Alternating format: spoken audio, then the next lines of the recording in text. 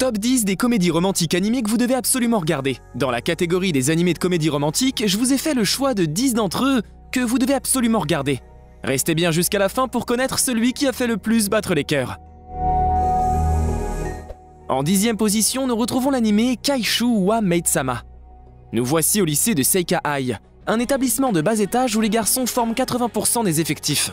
C'est dans cet univers très masculin qu'Ayuzawa Misaki, présidente du conseil des élèves, fait régner une discipline militaire. À force de travail et de détermination, ce petit brin de femme a su attirer le respect. Belle, énergétique, intelligente, Misaki suscite l'admiration parmi les autres filles, qu'elle ne manque jamais de défendre. En revanche, elle répand une sacrée terreur parmi les garçons, qu'elle tient fort peu en estime. C'est particulièrement le cas de son rival masculin, le très calme et respecté Izui Takumi. Éternel premier devant Misaki, Uzui provoque de plus en plus des océans de larmes en rejetant sans faiblesse les filles qui se confessent à lui. Ce quotidien n'est qu'une facette de la vie de Misaki. Issue d'une famille pauvre, elle vit dans une maison délabrée, en compagnie de sa mère infirmière et de sa petite sœur. Pour subvenir à leurs besoins, elle travaille donc à mi-temps comme maître dans un café. Pour ne pas écorner une réputation chèrement acquise, la jeune présidente tient à garder secrète cette double vie. Elle craint le pire lorsqu'Uzui la surprend à son travail.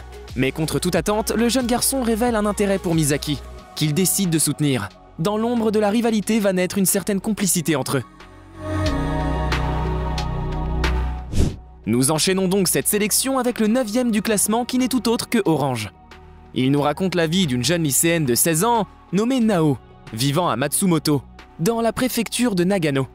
Son quotidien est bouleversé par la réception d'une lettre du futur qui aurait été écrite par Nao elle-même 10 ans plus tard. Cette Nao du futur a désormais 26 ans et est rongée par les remords. Au travers de cette lettre, elle compte empêcher Nao, celle du présent, de reproduire les mêmes erreurs.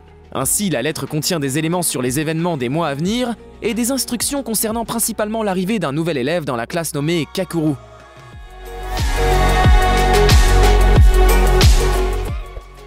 En 8e position, nous retrouvons Snow White with the Red Hair.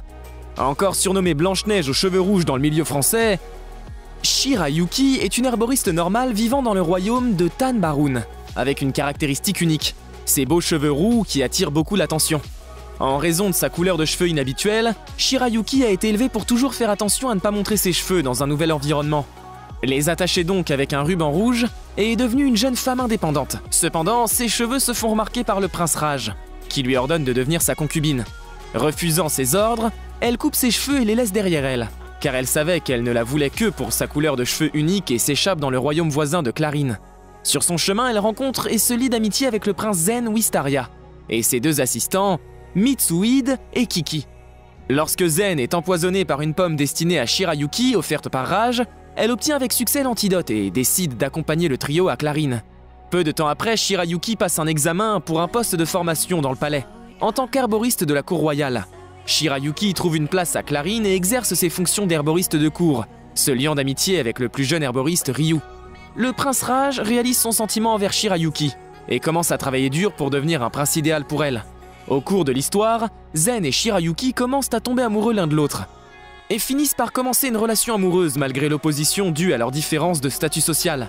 Plus tard, Shirayuki promet à Zen de l'attendre au milieu des fleurs.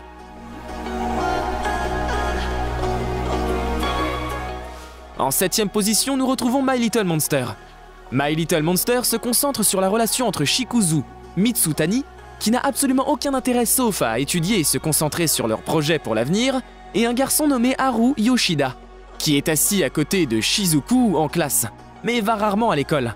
Après que Shizuku soit chargé de livrer les impressions de classe à la maison de Haru, elle rencontre ce dernier, qui l'accueille immédiatement comme une amie, commençant leur nouvelle relation. Surnommée Glace Sèche, Shizuku est réputée comme une fille sans émotion et froide. Cependant, lorsqu'elle rencontre Haru, elle est touchée par son innocence et son manque de connaissances concernant les relations humaines. Bien que connu comme un monstre violent et incontrôlable, Haru est en fait gentil et doux. Haru déclare immédiatement son amour envers Shizuku, mais il faut beaucoup plus de temps à Shizuku pour réaliser et accepter ses propres sentiments envers Haru. Ensemble, en tant que deux êtres auparavant non sociaux, ils s'aident mutuellement à apprendre à prendre soin de l'un de l'autre et à établir des relations avec leurs amis et leurs familles respectives.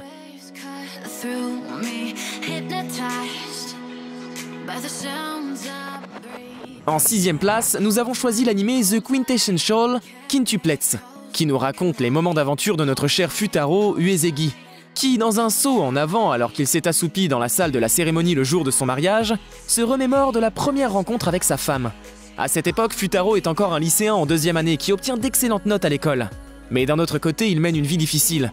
Orphelin de mère et sans amis, il vit dans la pauvreté avec sa petite sœur Raya, à cause des problèmes d'argent de son père, ayant contracté de lourdes dettes. Un jour, Futaro fait la rencontre d'Itsuki Nakano, une nouvelle étudiante transférée dans son lycée, qui lui demande de lui apprendre à étudier.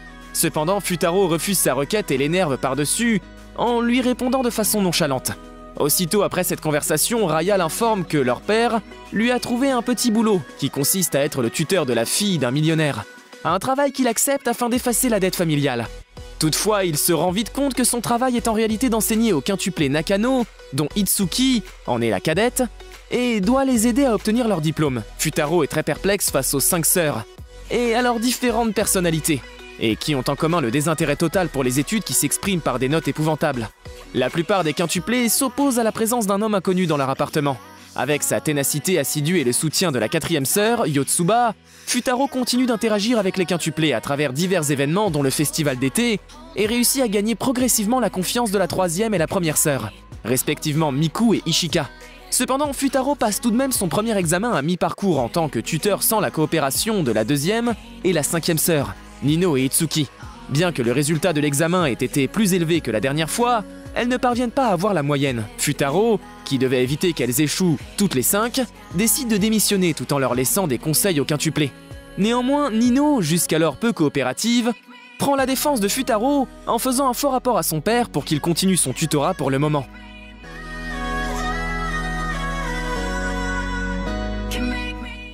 Nous entrons enfin dans le top 5 de cette sélection.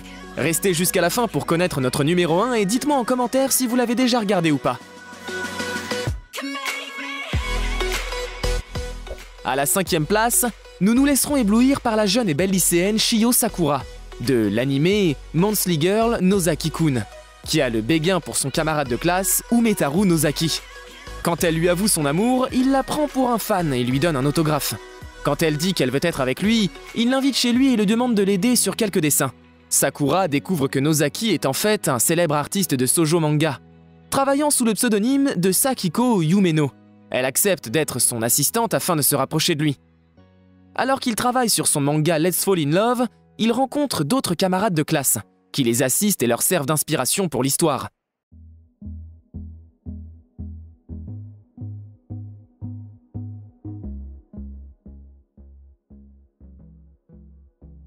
En 4e position, nous retrouvons l'anime Kaguya-sama, Love is War.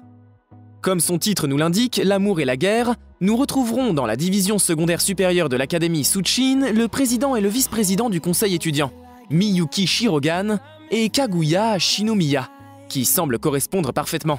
Kaguya est la fille d'une riche famille de conglomérats et Miyuki est la meilleure élève de l'école et bien connue dans toute la préfecture. Bien qu'ils s'aiment, ils sont trop fiers pour confesser leur amour, inventant de nombreux stratagèmes pour faire avouer l'autre.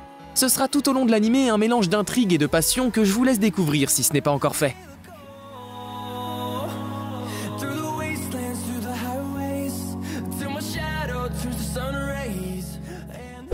En 3e place, nous retrouvons Horimiya.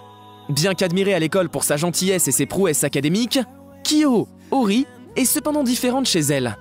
Avec ses parents souvent absents pour travailler, Hori doit s'occuper de son jeune frère et faire le ménage, l'empêchant ainsi de se socialiser en dehors de l'école.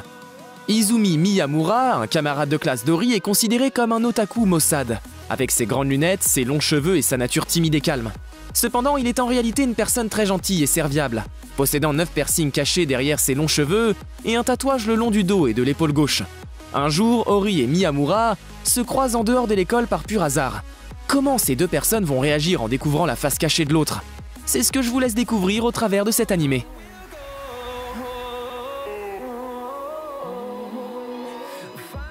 En 2e position, je vous présente Tonikawa. Ici, c'est l'histoire de Nasa Yuzaki, qui a subi des moqueries pendant des années à cause de son prénom que les gens trouvaient bizarre. Heureusement pour lui, la vie semble s'améliorer. Il réussit à se classer premier aux examens blancs du pays et est prêt à entrer dans son lycée de choix. Cependant, tout change en une seule nuit quand il remarque une fille de l'autre côté de la rue sur le chemin du retour. Enthousiasmé par sa gentillesse écrasante, c'est le coup de foudre.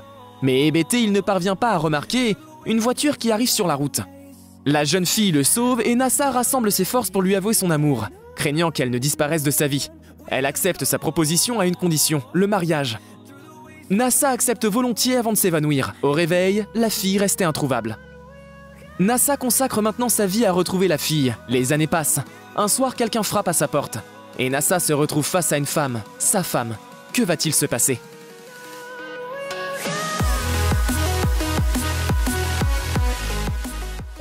Voilà que nous l'attendions tous.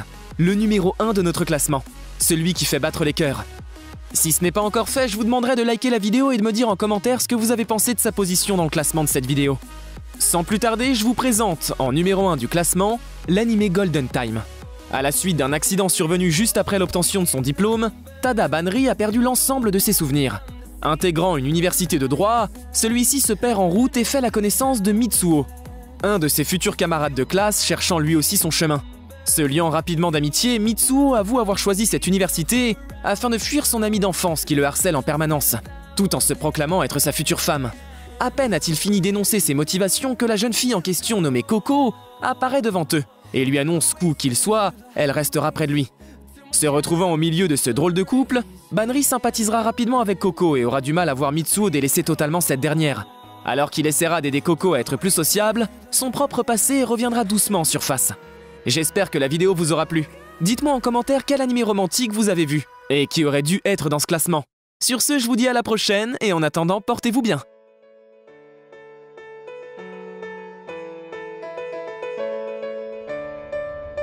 I know the air I'm breathing, it's no good for my lungs. I do this every season.